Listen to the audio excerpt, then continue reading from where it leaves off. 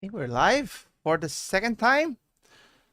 Anyway, uh, welcome to another episode of Business Focus Live with me, John, where we talk about business-related topics as well as news from here and around the world. If you're new to this channel, don't forget to subscribe, and let's get started.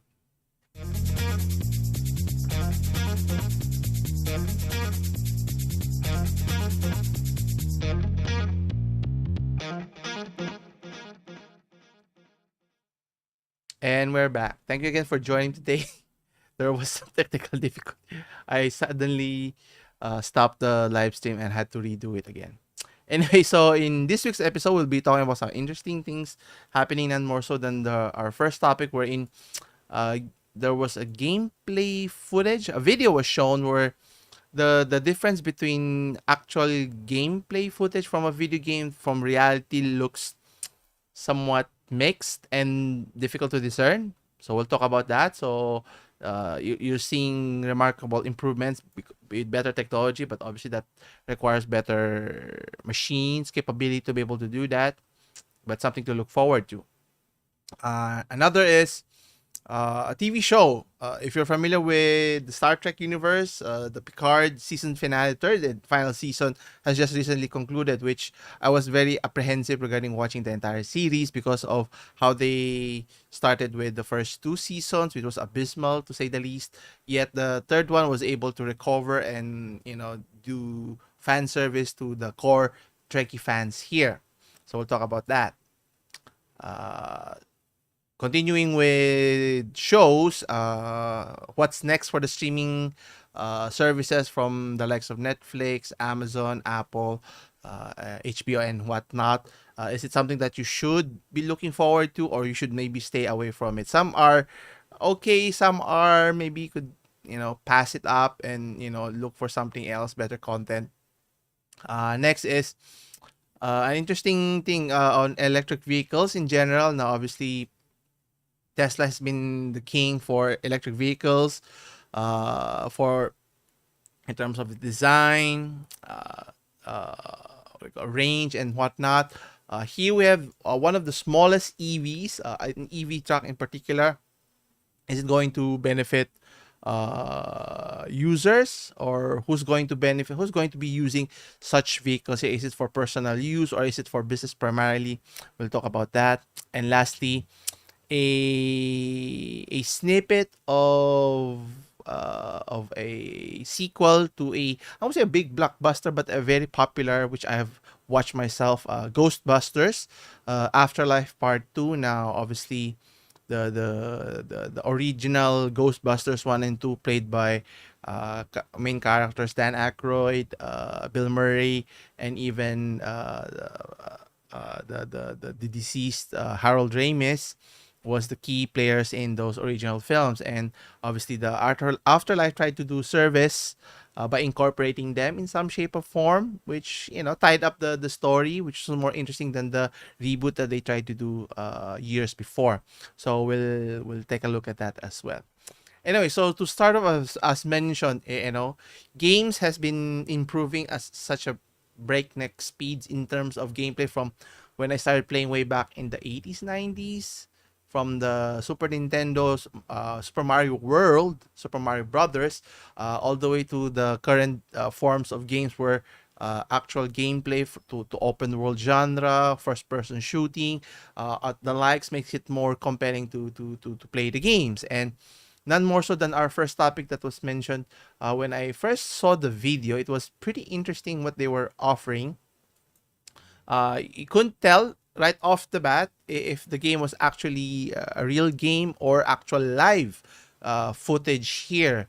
But as you played the game, as you continue watch the video, obviously to a discernible individual with a keen eye, looking for details, then you will be able to see some flaws in the gameplay, but obviously the immersion is what's interesting here. So let's take a closer look at the article here. So you have textpad.com stating that Unreal Engine 5, so the engine that's being used here on a upcoming game of Unrecord, showing demo stunningly realistic bodycam graphics here.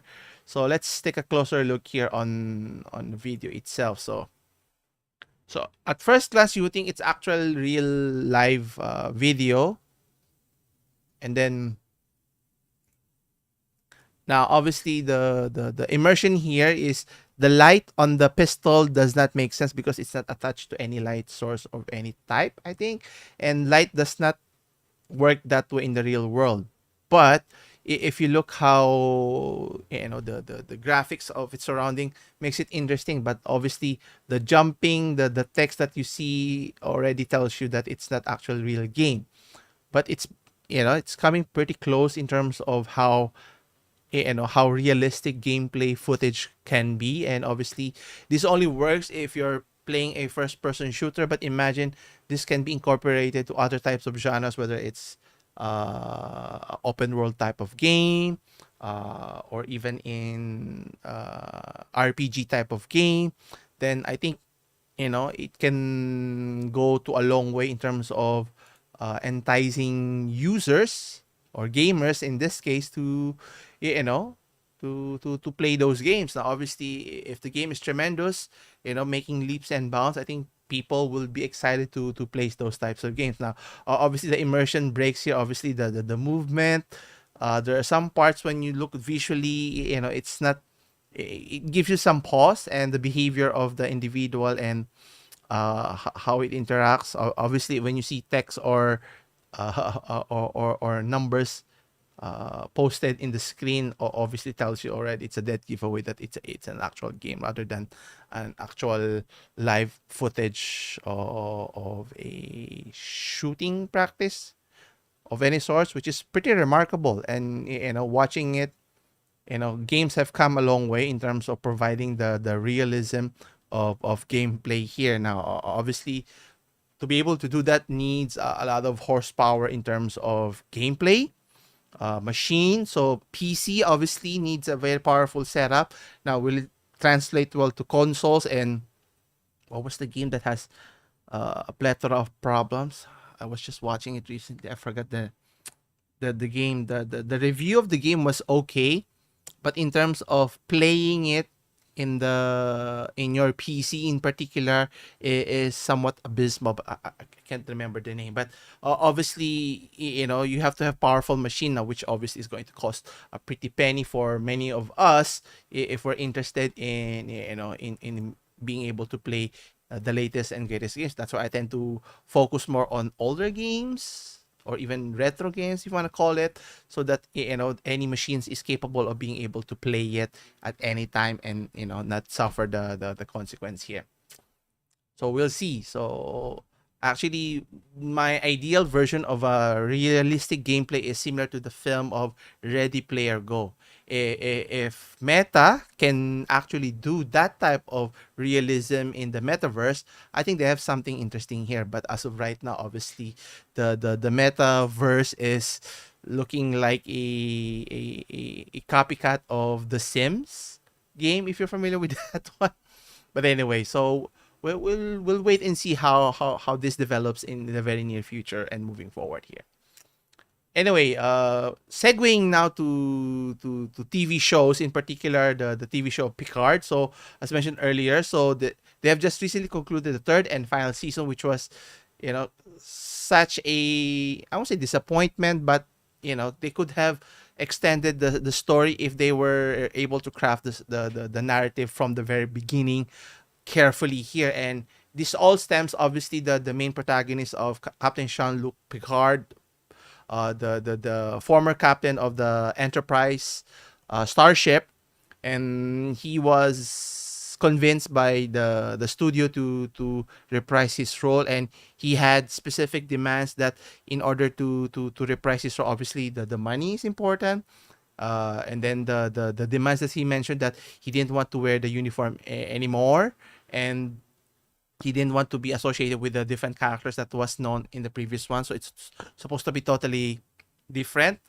Now, I think that's a bold idea, and if it made sense for the story, if they crafted a great story, that's why Gene Roddenberry's vision, collaboration when he was still alive was very important, because of the Star Trek universe. It has to be cohesive, and Obviously, having this type of power, Mr. Patrick Stewart.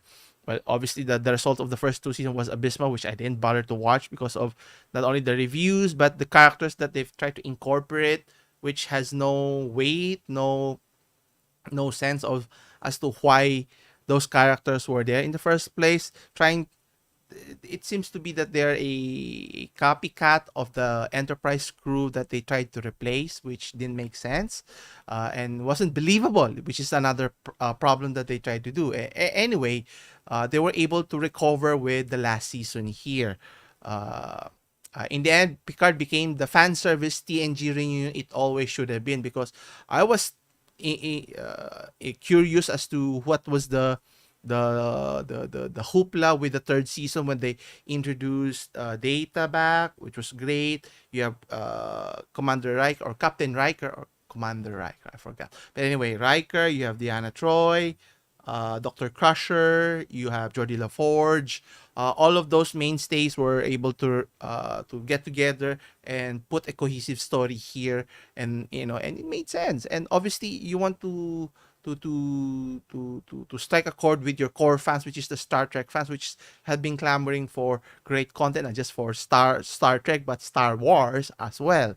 And if you're able to do it, people will come in droves. The fans alike will appreciate it uh, highly.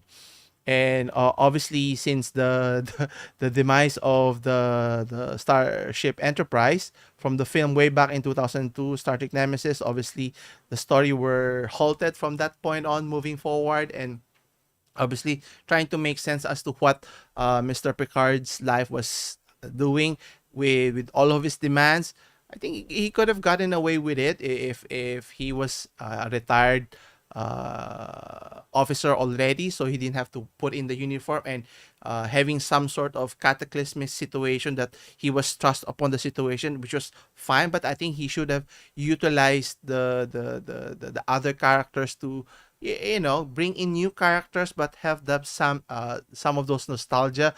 The fact that they tried to bring in Seven of Nine before, and then later becoming, spoilers ahead, becoming a captain herself, was a service to her growth from when she was still at Voyager, when she was still a Borg, to where she becomes a human again, and now a fully fledged Starfleet officer and a captain as well. And obviously the fans is the key here, and if you do service, you do justice to the fans that's craving for great storytelling here, people will support it. And I did enjoy the last season here more so than the previous. I tried to eliminate it from my mind regardless of how the story is. And obviously this was a learning experience to showcase that the Picard that Mr. Stewart wanted to showcase was not the right solution, because at the end of the day, people will still base it from where Picard was from, which is from the TNG series moving forward. And maybe he didn't have to incorporate the other characters, but he should have incorporated it in some shape or form to ensure that whether the characters have evolved to being in different postings already all over the galaxy would have made sense. And what they did in season 3 was doing justice for the fans alike here. And hopefully the Star Wars creators are watching this and learning from this experience, and not trying to sabotage the fan base as a whole here. Anyway, the Star Wars Jedi. Yeah. Actually, there's problems from the TV show.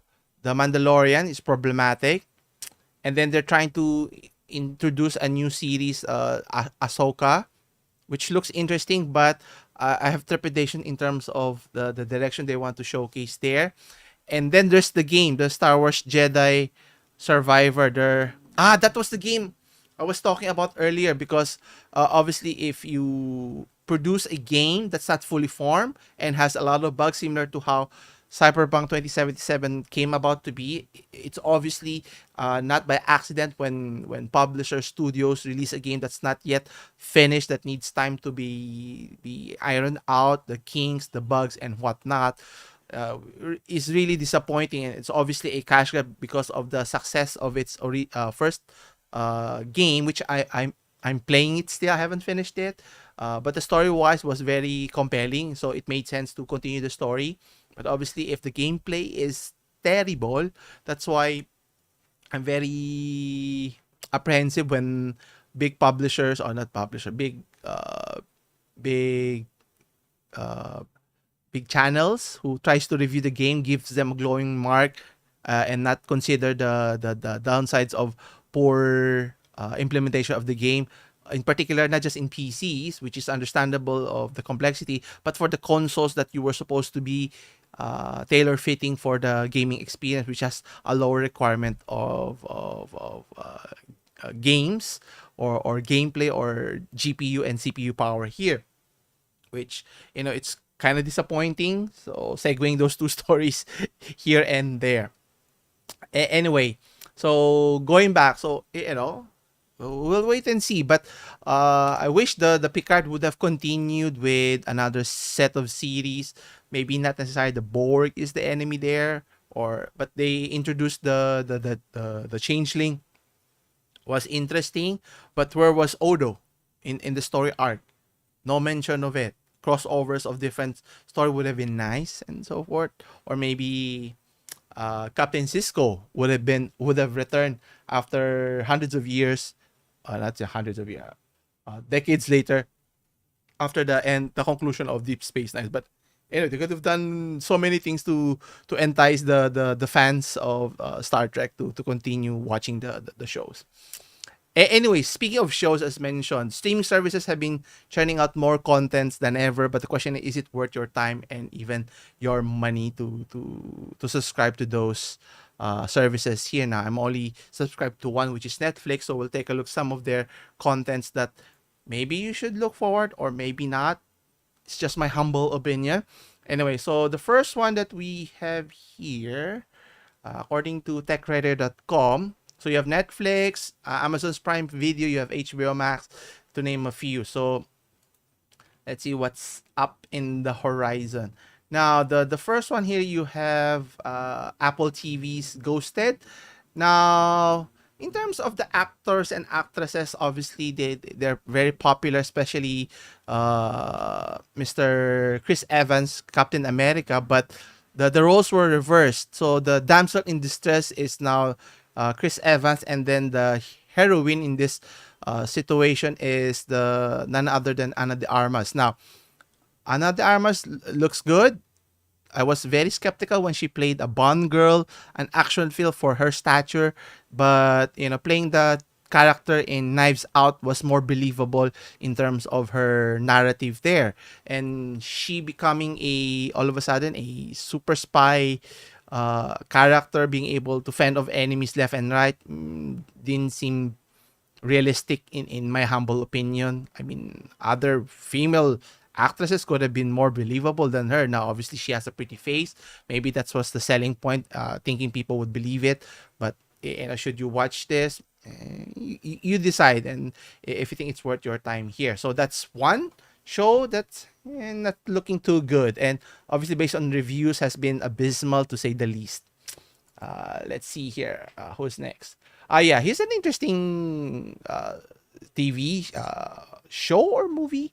You have The Diplomat, which is it's an 8 episodic thriller series, which stars Kerry Russell, American ambassador to the UK, whose arrival in London coincides with a major international crisis. So you have Rufus Sewell, and Ali Ann among the supporting cast here. Now, the story looks interesting. I have to wait and see when it's released before considering watching it so far. But based on the trailer, it seems okay, I guess. The intrigue, maybe the drama, between two nations, the interaction between them, maybe is worth our time. I don't know. What do you think? That's why in the trailer it should give you a good idea as to how compelling the case may be here. Thank goodness it's only an episode, so you don't have to invest a whole heap of time and effort like the typical TV series in the United States of 24 episodes, which is a long time to watch those contents here. So it's okay. We'll see. Uh, okay, let's move on. Yeah. I haven't seen this one, Dead Ringers. So it's racial wise, as you can see here, plays a pair of twins. Hmm, interesting plot. In Prime Video's gender swap present day adaptation of David Cronenberg's 1988 film Dead Ringers. Okay, from Succession and Normal People writer Alice Birch. So it's a TV series, a 6 episodal series follows two genetically identical gynecologists, Beverly and Elliot, who perform ethically questionable medical procedures of infertile women.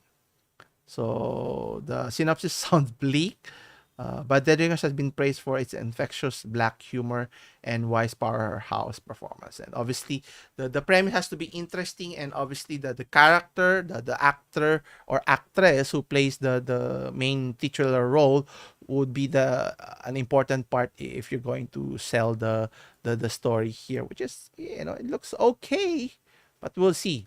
A familiar TV show. It never ends for for kids alike, which I grew up watching this.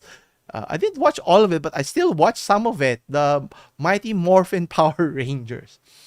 So obviously, the title is Mighty Morphin Power Rangers Once and Always. Has now conquered or has now reached Netflix here. So it's a 30-year anniversary special episode of the hits 1990 superhero series. Much of the original cast, you have David Yost, Walter E. Jones, Barbara Goodson, for one last hurrah against an old enemy. Expect bright color. Yeah, it was funny, corny, and all of the same, and and it worked for that time and for that generation. Now I don't know how's that going to translate for the current generation, for people who haven't watched or know about the show. It would be interesting. Let's see. Yeah, hoping Netflix Bioshock series and Fallout. Yeah, actually, there's a lot of potential from games to be converted into TV series. But the problem is if they try to deviate like what they did to Uncharted, I won't be surprised that it's going to falter, because look alone at the TV series of the series of the what do you call this, the Two of Us, right? Where they try to replicate the actual game story from the video game to the TV series. And obviously the main titular character of Joel and Ellie, in this case the character of Joel in season 2, spoilers ahead, that he's going to be killed off at the very start of the game. So if they try to replicate that and how it unfolded, it's going to be a mess of a story, which I hope they don't do that.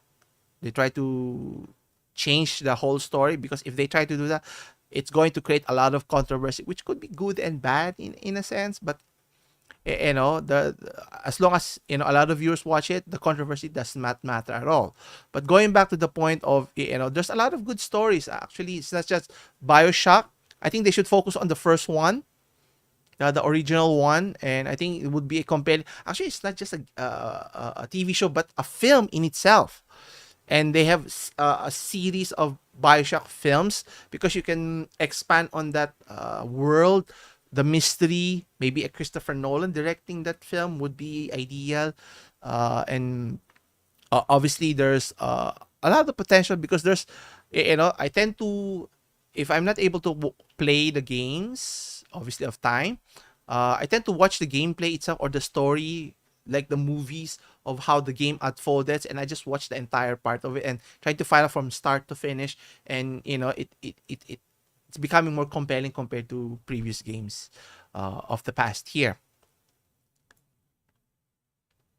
Actually, the regarding the Witcher series, actually Henry Cavill wanted to play the main character of Geralt because of he's a big fan of the show. But the problem is clashes between the creators who's trying to play politics and not stay true to the origin, which is I can't understand the logic behind it here. If you're gonna stay true to the story, then why create that world in the first place? Because they try to deviate from the story, similar to how the creators couldn't wait for R. R. Martin to finish Game of Thrones, so they created a story which didn't make sense for the last season, right? That's how he pissed off a lot of fans. And in the same case for The Witcher, they try to focus away from Geralt, which is The Witcher is all about Geralt. It's not about Ciri. It's not about Yennefer. The other characters there are insignificant to the main protagonist, which is Geralt, which is why I think Henry Cavill was enamored with the story. And the the the writers, the creators themselves didn't believe in the main story, which is kind of funny. You're supposed to make a terrific story behind that that game, and yet you try to piss off the fans. And now they've already actually Henry Cavill already said that he's going to not reprise his role when season 4 comes around, which is going to be played by, what's the name of the actor? Liam Hemsworth. And obviously, compare Liam Hemsworth to Henry Cavill is a step down in terms of character role, and let alone worry about the acting chops of Liam Hemsworth. But the story of where The Witcher is going now is obviously staying away or still veering away from the main focus, which is supposed to be Geralt all along here, which is somewhat disappointing. Yeah, it's that's why I tend to, I only watch a series because of Henry Cavill, and that's why I tend not to watch. If there's going to be, if it's a new series, I wait for it to finish before I would decide to watch it, so that I don't waste my time investing when I start it and then it's not going to end well and so forth. It could be a hit or miss, and that's a waste of your time and effort anyhow. Anyway, so going back to the other series here, so you have another one from the streaming services Peacock, offering Mrs. Davis. So the premise from Mrs. Davis is a nun, Sister Simone, takes on a powerful but dangerous AI program that may as well be thought as the logical conclusion of the likes of ChatGPT and Bing AI. So it's a good in premise here. So is it going to be like Terminator with the advent of AI? It looks interesting. Maybe, maybe not. Uh, and who's going to play the main character? Betty Gilpin. I'm not familiar of the actress. So it's going to be a thriller drama of sorts. If it's not going to be similar like True Detective season 1, wherein Woody Harrelson and Matthew McConaughey play those characters and the story is that good, anything else is looking quite abysmal in my opinion. And it's hard to spend a lot of time in shows that that's could be a waste of time if you invest it. Here we have another one, Fired on Mars, which is going to be released on HBO Max. Obviously it's an animated one, so Luke Wilson will lead the voice cast of a sci-fi series, Fired on Mars, from Nate Sherman and Nick Volke. An 8-episode satire which critics have called existential and irreverent. I have to wait and see before give it a thumbs up or not here. Then you have Mr. Sir David Attenborough, Wild Isles on Prime Video. So I do enjoy his commentary, as a broadcaster and biologist and natural historian. But it's only available at Prime, which I am not yet subscribed. So, uh, tough luck. Anyway, so there are good potential shows here, but it's far few in between, rather than, it's been one hit after another and another, whether it's Netflix or Disney alikes here, which is somewhat disappointing, spending a lot of money and yet not getting the content that we want. You just I tend to watch the older series, which is I tend to find more enjoyment rather than watching the latest ones here. Anyway, segueing now to vehicles or automotive. We were talking about earlier, the popularity of EV has been growing steadily, but obviously it hasn't yet supplanted the popularity of combustible engines over versus the electric vehicle. Now, in this case, Alibaba is offering a minute petite electric vehicle that's for business alike. Uh, Something portable, especially it depends on your location. If you have very narrow streets and you don't need to carry a lot of items, then this may be for you here. And according to electric.co, it mentions that the weird Alibaba, this cute little Chinese EV, is the world's smallest box truck. Now, obviously, it's nothing new with offering small vehicles for transporting people, in this case, items or stuff for business purposes. And obviously, it has its appeal in terms of its being portable, and the fact that it's EV would make sense. But obviously, in terms of its cost benefit analysis, I don't know. For many nations, especially here nowadays, they're trying to incorporate public vehicles to utilize electric vehicle, which is trying to be environmental friendly, which has its issues because how those batteries were sourced, it's not environmentally friendly at all and sustainable at all.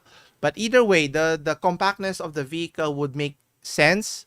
Obviously, it's less noise, but the problem is if it's so small, would it cause a lot of mayhem on the streets here, in particular in Metro Manila, compared to other vehicles? The like you have tricycles, sidecars, pedicabs. You have even calesas to contend with if you live here somewhere in Manila.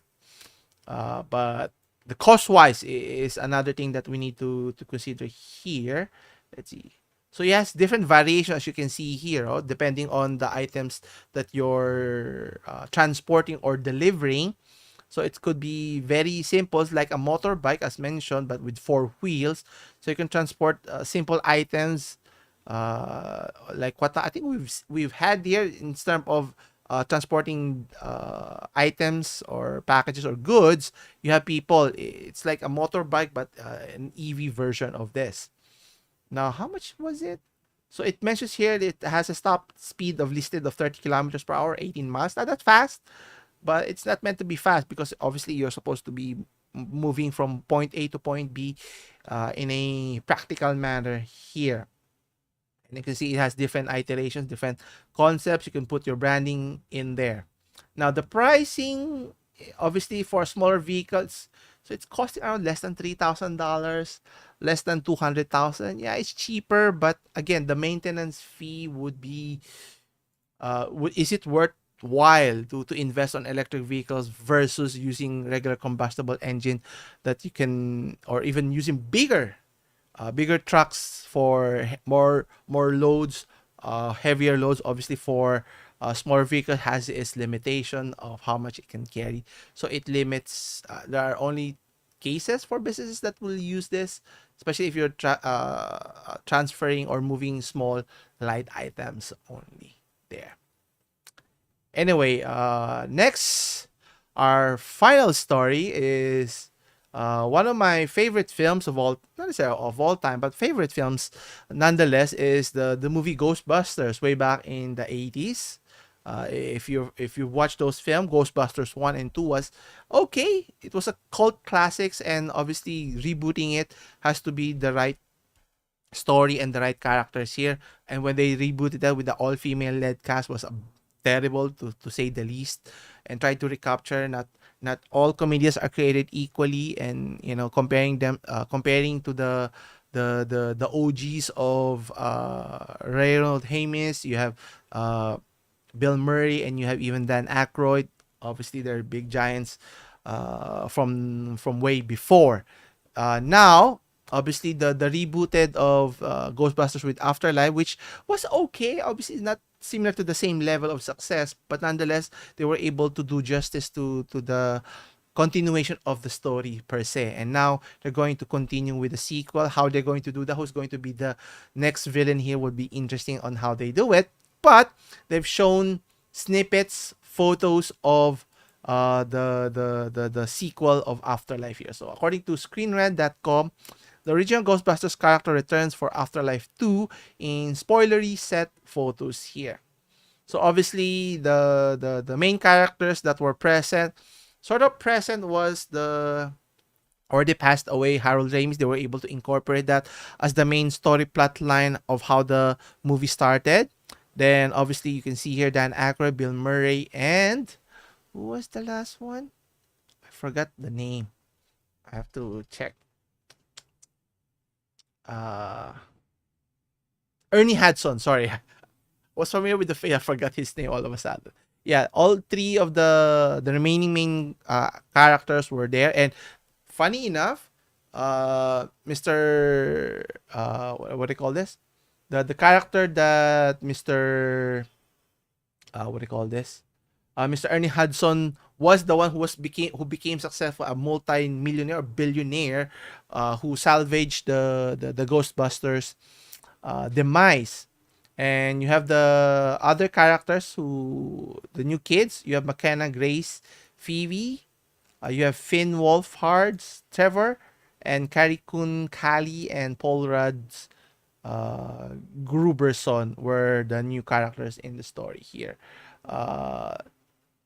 So the filming kicked off early in March with director Gil Keenan and producer Jason Reitman, who also was the son of the original when his father Ivan Reitman wrote the original first two films. So you can see here Mr. Guberson wearing a flight suit. Okay. So question is, what's going to be the story plot for the sequel here? Something to look forward to. Am I interested? Obviously, I want to see how the story unfolds here. If they can do justice to the main story or continue the story, and hopefully it's a different antagonist for the sequel here, I think people would still watch it and support it now. Question is, will they give more presence on the movie for the three OGs what do you call this? Bill Murray, Dan Aykroyd, and Ernie Hudson's character here. Hopefully, they'll be able to have a more significant role. Not necessarily the main role, but it would be supplanted with the other new characters in the film genre here. It would be interesting, right? And that's how you do justice so that fans and new fans would be able to enjoy the film. And I think that's many of the studios have been missing for all this time, because taking for granted the core audience who have been supporting your films all this time and trying to piss them off is never a good way to generate revenue or box office success here. Anyhow. Anyway, I think that's about it for this week's discussion. Thank you again for joining me. Come back again on Saturday-ish for more business focus live discussion or news. Anyway, if you find this content enjoyable or entertaining, don't forget to hit the like and subscribe button and continue supporting the channel. So our goal now is trying to reach 4,000 subs. So that's our next benchmark we're trying to goal here. Anyway, you can check out my other contents if you're interested in discussions on Monday Checklist, as well as business update on every Wednesdays here. Anyway, as always, I'll see you in the next one. Take care.